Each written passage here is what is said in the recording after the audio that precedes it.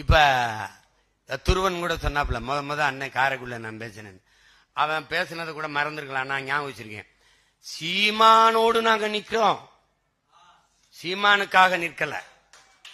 அப்ப எதுக்காக நிக்கிறோம்? சீமானோடு நிக்கிறோம், சீமானுக்காக நிக்கல. இவங்க என்ன பண்ணுவாங்க, திராவிடங்க அந்த தலைவனுக்காக நிக்கிறோம். அவங்க எங்களுக்கு அந்த குடும்பம் தான் சரிப்பட்டு வரும்.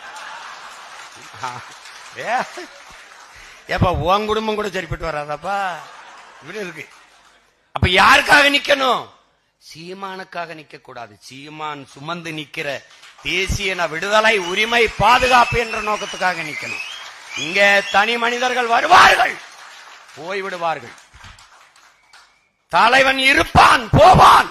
நம் தாத்தன் கண்ணதாசன் சொல்றான், தலைவர்கள் போவார்கள், தர்பார் கலையும், ஆனால் தத்துவம் மட்டுமே அட்சய பாத்திரம்.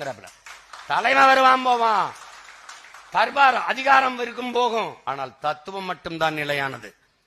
அப்படிதான் நம்ம முன்னோர்கள் தூக்கி சுமந்த கனவு. அந்த கனவை நம் தலைவன் தூக்கி சுமந்தான். இப்ப தலைவன் தூக்கி சுமந்த கனவையும் அவன் பிள்ளைகள் மொத்தமாக தூக்கி சுமக்கிறோம். இந்த கட்சி ஏதோ தமிழ்நாட்டில் இருக்கிற தமிழினத்திற்கு மட்டுமல்ல, உலக பேரினத்திற்கு நாம் தமிழர் கட்சி